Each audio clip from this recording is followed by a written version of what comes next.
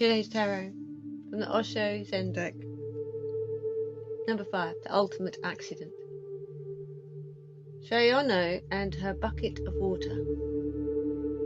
It's not certain sequence of causes that brings enlightenment.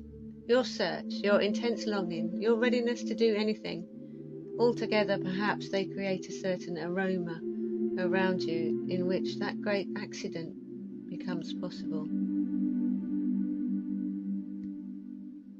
The nun, Shayono, studied for years but was unable to find enlightenment. One night she was carrying an old pail filled with water. As she was walking along, she was watching the full moon reflected in the pail of water. Suddenly, the bamboo strips that held the pail together broke, and the pail fell apart.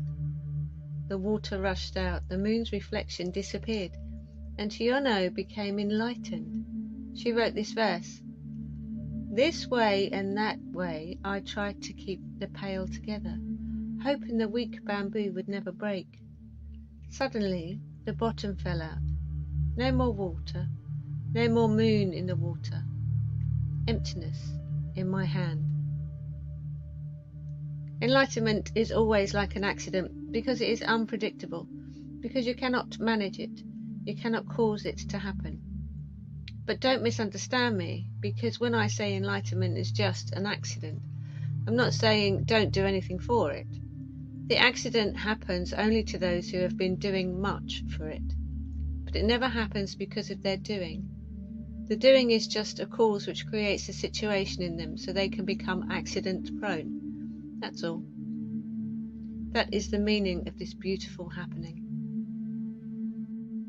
I must tell you something about Shayono. She was a very beautiful woman.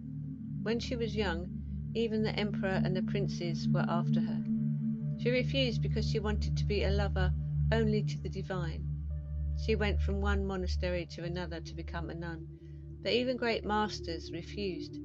There were so many monks, and she was so beautiful that they would forget God and everything. So everywhere the door was closed.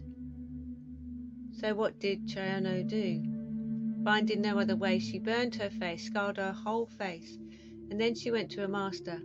He couldn't even recognize whether she was a woman or a man. Then she was accepted as a nun.